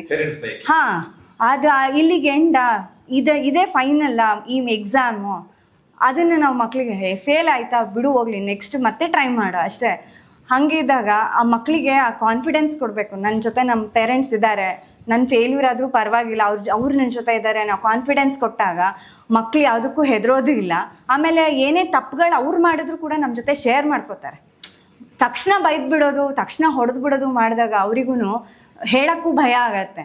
ಆದರೆ ಅದನ್ನ ನಾವು ಯೋಚನೆ ಮಾಡಿ ಯಾಕಾಯಿತು ಅಂತ ಅವ್ರ ಜೊತೆ ಡಿಸ್ಕಸ್ ಮಾಡಿದಾಗ ಆವಾಗ ಗೊತ್ತಾಗತ್ತೆ. ಸೊ ಆ ಕಾನ್ಫಿಡೆನ್ಸ್ನ ಪೇರೆಂಟ್ಸ್ ಆದವರು ಮಕ್ಳಿಗೆ ಕೊಡಬೇಕು. ಬಟ್ ಈ ಜನ್ರೇಷನ್ ಸ್ವಲ್ಪ ಸೂಕ್ಷ್ಮನೇ ಇದೆ ಸರ್, ನಾವು ಬೆಳೆದಿದ್ದ ಥರ ಇಲ್ಲ ಇವರೆಲ್ಲ. ಇವ್ರಿಗೆ ಸ್ವಲ್ಪ ಸೂಕ್ಷ್ಮನೇ ಇರೋದ್ರಿಂದ ಅವ್ರ ಜೊತೆನೂ ಚೆನ್ನಾಗಿ ಹ್ಯಾಂಡಲ್ ಮಾಡ್ಬೋದು, ಏನು ಕಷ್ಟ ಇಲ್ಲ. ಅದರಲ್ಲೂ ಎಸ್ಪೆಷಲಿ ಈ ಧರ್ಮಸ್ಥಳ ವಿಚಾರದಲ್ಲಿ ಸೊಸೈಟಿಗೆ ಅದ್ರ ಜೊತೆಗೆ ನಿಮ್ಮ ಮಗನ ಏಜ್ನ ಸಾಕಷ್ಟು ಜನ ಪೇರೆಂಟ್ಸ್ಗಳಿಗೆ ನೀವೇನಾದರೂ ಹೇಳಕ್ಕೆ ಇಷ್ಟಪಡ್ತಾರೆ ಹೇಳಿ? ಯಾವುದೇ ಆಗಲಿ, ಅದರಲ್ಲೂ ಧರ್ಮಸ್ಥಳದ ಏನು ನಡೀತಾ ಇದೆ ಸಮಾಜದಲ್ಲಿ ಅದನ್ನು ದಯವಿಟ್ಟು ಒಂದ್ಸಲ ನೀವು ವಿಮರ್ಶೆ ಮಾಡಿ ಇದ್ರ ಹಿಂದೆ ಕತೆ ಏನು ಅಂತ ಯೋಚನೆ ಮಾಡಬೇಕು. ಸುಮ್ಮನೆ ಯಾರೋ ಏನೋ ಹೇಳ್ತಾರೆ ಅಂತ ಬ್ಲೈಂಡಾಗಿ ಯಾವುದನ್ನು ನಂಬೇಡಿ. ಮಕ್ಕಳಿಗೆ ಜೊತೆ ಇದನ್ನು ಕೂರಿಸ್ಕೊಂಡು ಅವ್ರ ತಲೆಯಲ್ಲಿ ಇಂಥ ನೆಗೆಟಿವಿಟಿನ ದಯವಿಟ್ಟು ಸ್ಪ್ರೆಡ್ ಆಗದೆ ಇರೋ ಥರ ನೋಡ್ಕೊಳ್ಳಿ. ಪಾಸಿಟಿವ್ನ ಆದಷ್ಟು ಮಕ್ಕಳ ಮೈಂಡಿಗೆ ಪಾಸಿಟಿವ್ ಹೋಗೋ ಥರ ಆಗಬೇಕು. ಅವಾಗ ಅವರು ಪಾಸಿಟಿವ್ ವೇನಲ್ಲೇ ಹೋಗ್ತಾರೆ. ನೆಗೆಟಿವ್ ತುಂಬಿದಷ್ಟು ನೆಗೆಟಿವ್ ದಾರಿಲೇ ಹೋಗೋಕ್ಕೆ ಶುರು ಮಾಡ್ತಾರೆ. ಹಾಗಾಗಿ ಧರ್ಮಸ್ಥಳ ಅನ್ನೋದು ಎಷ್ಟೋ ಶತಮಾನಗಳಿಂದ ನಮಗೆ ಅದೊಂದು ಪುಣ್ಯ ಸ್ಥಳ. ಅಂಥ ಒಂದು ಕ್ಷೇತ್ರದ ಬಗ್ಗೆ ನಾವು ಈ ಥರ ನೆಗೆಟಿವ್ ಆಗಿ ಮಕ್ಕಳಿಗೆ ತಲೆಯಲ್ಲಿ ತುಂಬೋದು ಬೇಡ. ಆದಷ್ಟು ಅದಕ್ಕೆ ಎಲ್ಲ ಪಾಸಿಟಿವ್ನ ತುಂಬಿ ಮತ್ತು ಮಕ್ಕಳಿಗೂ ಇದನ್ನ ಬಗ್ಗೆ ಚರ್ಚೆ ಮಾಡಿ, ನೀವು ಯೋಚನೆ ಮಾಡಿ, ಚರ್ಚೆ ಮಾಡಿ, ತಿಳ್ಕೊಳ್ಳಿ ಇದ್ರ ಹಿಂದೆ ಏನು ಕತೆ ಇರಬಹುದು ಅಂತ. ಸುಮ್ಮನೆ ಯಾರೋ ಹೇಳಿರೋ ಅಂತ ಬ್ಲೈಂಡಾಗಿ ನಂಬೇಡಿ. ಎಸ್, ನೋಡಿದ್ರಲ್ಲ, ಈಗಿನ ಜನ್ರೇಷನ್ನಲ್ಲಿ ಅದು 2025ನೇ ಇಸ್ವಿಲಿ ಈ ತರಹದ ವ್ಯಕ್ತಿಗಳು ಸಿಗೋದಕ್ಕೆ ತುಂಬ ಕಷ್ಟ, ತುಂಬ ಕಡಿಮೆ. ಓಕೆನಾ? ಸೊ ನನಗೆ ಸಿಕ್ಕಿದ್ರು, ನನಗೆ ಪರ್ಸ್ನಲಿ ತುಂಬ ಖುಷಿ ಆಯಿತು. ಈ ವಿಡಿಯೋನ ನೋಡಿ ನೀವು ಕೂಡ ಸಾಕಷ್ಟು ತಿಳ್ಕೊಂಡಿದ್ದೀರಾ ಅಂತ ನಾನು ಅನ್ಕೋತೀನಿ. ಸಾಕಷ್ಟು ಜನರಿಗೆ ಈ ವಿಚಾರಗಳು ಗೊತ್ತಿದೆ, ನನ್ನನ್ನೂ ಸೇರಿದಂತೆ ಸಾಕಷ್ಟು ಜನರಿಗೆ ಈ ವಿಚಾರಗಳು ಗೊತ್ತಿದೆ. ಆದರೆ ಈಗಿನ ಜನ್ರೇಷನ್ಗೆ ಈ ವಿಚಾರಗಳ ಬಗ್ಗೆ ಎಷ್ಟು ಗೊತ್ತು? ಈ ವಿಡಿಯೋನ ನೋಡಿದಾಗ ಈಗಿನ ಜನ್ರೇಷನ್ಗೆ ಒಂದಷ್ಟು ಅರ್ಥ ಆಗಿರುತ್ತೆ ಅಂತ ಅನ್ಕೋತೀನಿ. ಯಾರೆಲ್ಲ ದೊಡ್ಡವರು ಈ ವಿಡಿಯೋನ ನೋಡ್ತಾ ಇದ್ದಾರೆ, ದಯವಿಟ್ಟು ನಿಮ್ಮ ಮಕ್ಕಳಿಗೆ ಈ ವಿಡಿಯೋನ ತೋರಿಸಿ. ಸಾಕಷ್ಟು ಜನರಿಗೆ ಈ ವಿಡಿಯೋನ ಶೇರ್ ಮಾಡಿ. ಧರ್ಮಸ್ಥಳ ಕ್ಷೇತ್ರದ ಸಲುವಾಗಿ, ಧರ್ಮಸ್ಥಳ ಕ್ಷೇತ್ರದಿಂದ ಆಗ್ತಾ ಇರುವಂತಹ ಒಳ್ಳೆಯ ಕೆಲಸಗಳನ್ನೂ ಸಹ, ಏನೆಲ್ಲ ಒಳ್ಳೆಯ ಕೆಲಸ ಆಗಿದೆ, ಧರ್ಮಸ್ಥಳ ದೇವಸ್ಥಾನದ ಕಾಣಿಕೆ ಹುಂಡಿಗೆ ಬೀಳ್ತಾ ಇರುವಂತಹ ದುಡ್ಡಲ್ಲಿ ಏನೆಲ್ಲ ಒಳ್ಳೆಯ ಕೆಲಸಗಳು ಆಗ್ತಾ ಇದೆ, ಎಷ್ಟು ಜನ ಜೀವನವನ್ನು ಕಟ್ಕೊಂಡಿದ್ದಾರೆ, ಎಷ್ಟು ಜನ ಫ್ರೀ ಎಜುಕೇಷನನ್ನು ಪಡ್ಕೊಂಡಿದ್ದಾರೆ, ಎಷ್ಟು ಜನ ಆರೋಗ್ಯವನ್ನು ಪಡ್ಕೊಂಡಿದ್ದಾರೆ, ಎಷ್ಟು ಜನ ಕೆಲಸವನ್ನು ಮಾಡ್ತಾ ಇದ್ದಾರೆ, ಉದ್ಯೋಗವನ್ನು ಪಡ್ಕೊಂಡಿದ್ದಾರೆ. ಹೀಗೆ ಹೇಳ್ತಾ ಹೋದರೆ ಸಾಕಷ್ಟು ವಿಚಾರಗಳು ಧರ್ಮಸ್ಥಳ ದೇವಸ್ಥಾನದ ಕಡೆಯಿಂದ ಇವತ್ತಿಗೂ ಸಹ ಆಗ್ತಾ ಇದೆ. ಈ ರೀತಿಯ ಒಳ್ಳೆಯ ವಿಚಾರಗಳನ್ನು ಸಹ ಧರ್ಮಸ್ಥಳದ ವಿಚಾರದಲ್ಲಿ ನಾವು ಮುಂದಿನ ದಿನಗಳಲ್ಲಿ ಜನರಿಗೆ ತಿಳಿಸ್ತಾ ಹೋಗೋಣ. ಬರೀ ನೆಗೆಟಿವಿಟಿ ಮಾತ್ರ ಅಲ್ಲ, ನೆಗೆಟಿವಿಟಿ ಸ್ಪ್ರೆಡ್ ಮಾಡೋರು ಮಾಡ್ತಾ ಇರಲಿ. ಅದು ನೆಗೆಟಿವೋ ಅಥವಾ ಅದು ಸತ್ಯನೋ ಅಥವಾ ಸುಳ್ಳು ಅನ್ನೋದು ಕೋರ್ಟ್ನಲ್ಲಿ ಡಿಸೈಡ್ ಆಗುತ್ತೆ. ಕೋರ್ಟ್ನಲ್ಲಿ ಡಿಸೈಡ್ ಆಗುವವರೆಗೂ ನಾವೇ ಮನೆಯಲ್ಲಿ ಕೂತ್ಕೊಂಡು ಯಾರ ಮೇಲೂ ಕೂಡ ವರ್ಡಿಕ್ಟನ್ನು ಕೊಡೋದು ಬೇಡ. ಇವ್ರು ಹಿಂಗೆ ಮಾಡಿದ್ದಾರೆ, ಇವರೇ ಮಾಡಿದ್ದಾರೆ, ಇದು ಮಾಡಿರೋದು ನಿಜ, ಇದು ಆಗಿರೋದು ನಿಜ ಅನ್ನೋದನ್ನು ವರ್ಡಿಕ್ಟನ್ನು ಕೊಡೋದ್ರ ಮೂಲಕ ನೆಕ್ಸ್ಟ್ ಜನ್ರೇಷನ್ನ ದಾರಿಯನ್ನು ತಪ್ಪಿಸೋದು ಕೂಡ ಬೇಡ. ಆ ವರ್ಡಿಕ್ಟ್ ಕೋರ್ಟ್ನಲ್ಲೇ ಬರಬೇಕು, ಕೋರ್ಟ್ನಲ್ಲೇ ಬರಲಿ. ಆದರೆ ಅಲ್ಲಿಯವರೆಗೂ ಸಹ ದೇವಸ್ಥಾನದ ಕಡೆಯಿಂದ ಯಾವೆಲ್ಲ ರೀತಿ ಒಳ್ಳೆ ಕೆಲಸಗಳು ಆಗ್ತಾ ಇದೆ ಅನ್ನೋದನ್ನು ಸಹ ಜನರಿಗೆ ತಿಳಿಸುವಂಥ ಕೆಲಸನ ನಾನು ಮಾಡ್ತೀನಿ. ನನ್ನ ಜೊತೆಗೆ ನೀವು ಕೂಡ ಕೈ ಜೋಡಿಸ್ತೀರಾ ಅಂತ ಅಂದ್ಕೊಂಡಿದ್ದೀನಿ. ಈ ವಿಡಿಯೋ ಇಷ್ಟ ಆದರೆ ಏನಕ್ಕೆ ಇಷ್ಟ ಆಯಿತು ಅಂತಲೂ ಕಮೆಂಟ್ ಹಾಕಿ, ಇಷ್ಟ ಆಗಿಲ್ಲ ಅಂತಂದರೆ ಏನಕ್ಕೆ ಇಷ್ಟ ಆಗಿಲ್ಲ ಅಂತಲೂ ಕಮೆಂಟ್ ಹಾಕಿ. ನಿಮ್ಮ ಕಮೆಂಟ್ ಒಳ್ಳೆ ಥರ ಇದ್ದರೆ ನಾನು ರಿಪ್ಲೈ ಮಾಡ್ತೀನಿ. ನಮಸ್ಕಾರ.